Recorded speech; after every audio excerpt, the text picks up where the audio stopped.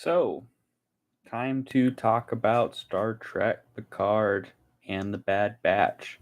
So, I'm going to start by talking about the Bad Batch because I actually just caught up with the latest episode. And I want to say the season is going a whole lot better than I originally thought it was going to go. Um, Especially earlier on in the seasons, there was small episodes like the one where Commander Cody and um, Crosshair take out the Separatist outpost that were cool. But I really personally did not find those episodes to be uh, the episodes early in the season to be that interesting. I think the episode that really caught my attention first was the episode where they go on the mining planet and their ship gets commandeered or stolen, and they have to work to escape the mine that they're trapped in. And I think there was like a good character moment there with Tech and with Omega, and you kind of grow to appreciate those characters more. And I think there's a lot of good character work throughout the season, but I think uh, the show has gotten exponentially better as the episodes have gone on. Uh, Frankly, the episode with Crosshair turning and killing the Imperial lieutenant who was bossing him around, that was so cool.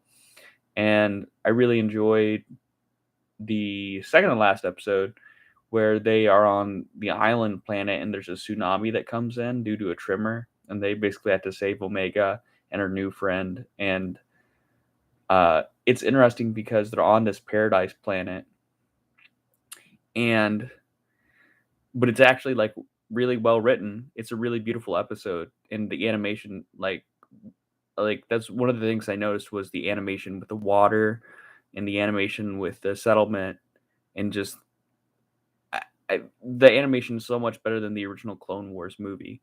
It's more visually, it pops. It's interesting, and it was kind of cool to have the lull, especially leading up to the latest episode. Which, if you haven't seen it, go watch it. But in the latest episode, Crosshair's being tortured for information about the Bad Batch, and the Bad Batch gets in contact with Echo, who's just freed some clones that were prisoners.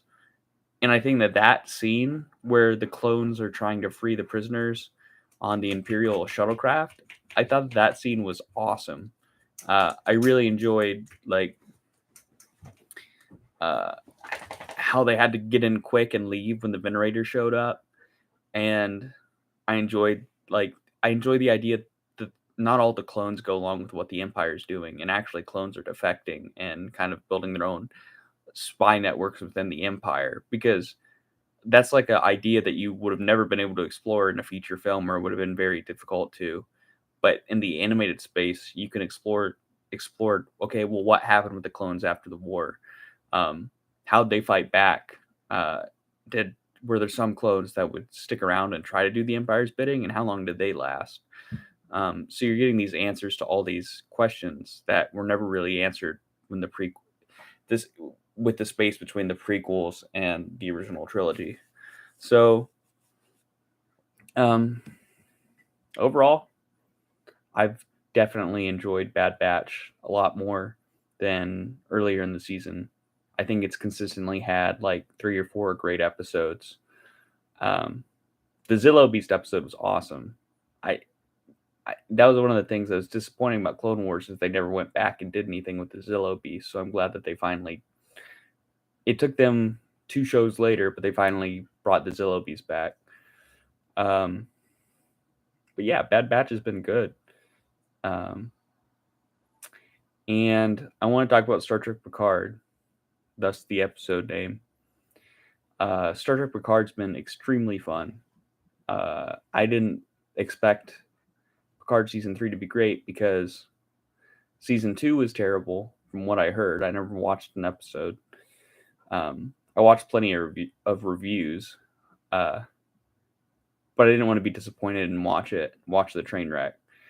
So, but Picard season 3 is helmed by Terry Matalas, who was the showrunner of 12 Monkeys, and he's brought over talent from 12 Monkeys. Actually, the person who plays Captain Shaw, who's the captain who doesn't really like Picard or Riker, is Todd Stashwick, who plays Deacon in 12 Monkeys. And then there's a gangster who's a Vulcan who's played by Kirk Avicido. I believe that's how you pronounce his last name. But he starred in 12 Monkeys as Jose Ramsey. And also he was in Arrow as Ricardo Diaz, one of the villains in season 6. And he plays like he's not in a lot, but he kind of chews up the scenery whenever he's threatening Worf and Rafi. And that pairing's so good because Rafi's just a character that's super unlikable, but when she's paired with Worf, they're a good combo. So, because at the first start of the season, you're like, okay, well, where are they going with the Rafi stuff? Why do I care? And then when you figure out Worf's her handler, and then later on when you figure out that Worf's handler is Ro Laren, it's just so awesome that you have those characters interacting in that way. And having a wiser, older Worf is cool. One that values meditation. It is funny that they play up that he's a pacifist. But I think Vadic's a good villain as well, or sub-villain. We don't know who the mastermind is behind the plot, the Changeling plot yet. So there's that we still need to figure out. But yeah.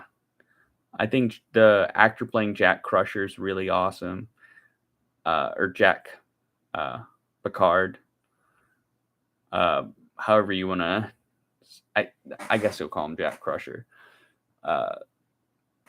So his interactions with Picard have been great. I think that obviously it's going to be awkward if you don't know that you have a son, your first interactions with him, but Patrick Stewart's done a really good job of playing up the emotions in those scenes.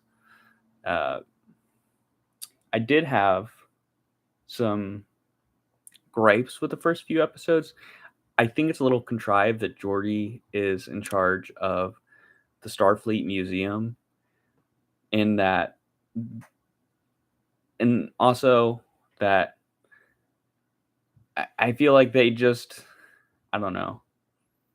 I feel like that's too convenient. Like, oh, Geordi works here. This is somewhere where we can hide. This place also has a cloaking device from one of the ships that was in the original movies. Like, it's kind of contrived how they get there. I'm not going to complain, though, because overall, the nostalgia is actually factored into the plot. They're not just taking you to see the bird of prey for no reason. They're taking you there so they can steal the cloaking device and put it together with the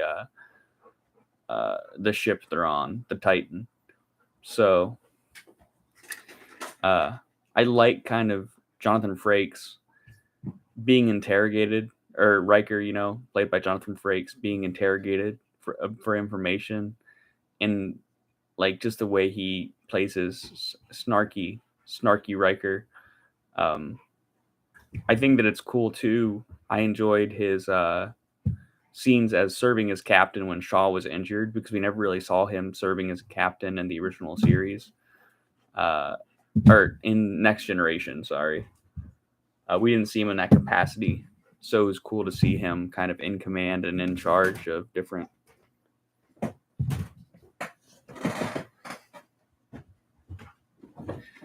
of the crew of the Titan.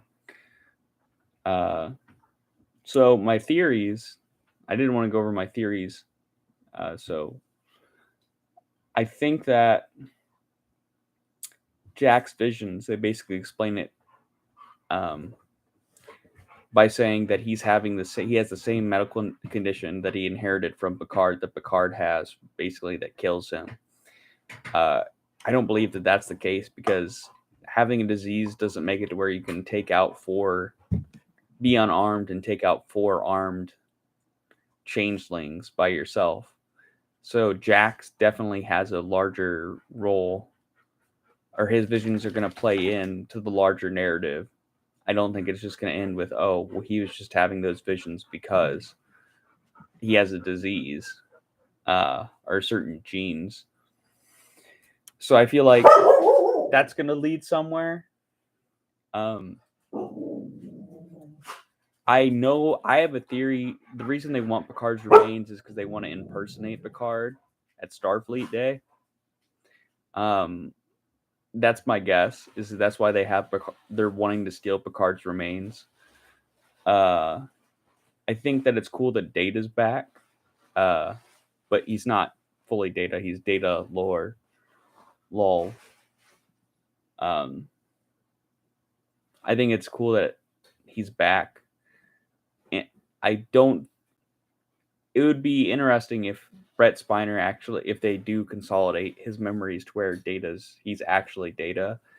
But that was one of the things too. Like Data's already died twice, so bringing him back a third time's like, guys, I know you want to get the whole cast back together, but you don't have to make a positronic Data in order to do that. Like you got to leave him dead. You got to have some finality, because if you keep bringing him back, it's like, well, there's no weight behind his death. I suppose in the original movies they brought back Spock. In the Search for Spock, they brought him back to life. So, and I think one of my theories that I haven't heard other people say is Riker, of course, is going to be. It's teased that. Hope, stop. It's teased that Riker is basically going to be coerced into helping Vadic because Deanna's been captured. My theory is, Hope, stop. My theory is that Deanna's not actually there, that's actually a changeling impersonating Deanna, and they're trying to manipulate Will by saying that they captured her. We'll see, though. I don't know if they're going to do that level of 4D chess with the series or not. But yeah, those are my three big theories for Picard season 3. I don't know which ones are going to be accurate. Of course, my dog's eating a grocery bag. You don't see that, and I guess you guys can't see that. But yeah. I don't know who the main villain's going to be, though. That's something that it's still up in the air, and I think it's cool that they've held it back. But it's one of those things. The Flash season 3, the villain at the end of the Flash season 3 ended up being revealed to be Barry, like from an alternate timeline, and they waited till the last 3 episodes to reveal that. And it didn't really have an impact. So I hope that they reveal who the main villains are a little bit sooner, because there's only 4 episodes left of Picard season 3, and we still don't know who the main villain is. So I feel like they should announce that. You know what I mean? Or not announce it, but the crew should be able to figure out who's behind everything. Because if they save it for the last second, then it's like, I don't know. We'll see. But overall, I've really been enjoying Picard. I think it's the best Star Trek show to come out since Enterprise. And I'm an Enterprise fan. And I know a lot of people hate Enterprise, but I think they did a lot of interesting stuff, especially with Andoria and Shran. So, but I believe that was like the last really good start. Well, I shouldn't say that, because Strange New Worlds is good. And I don't get people who hate on it.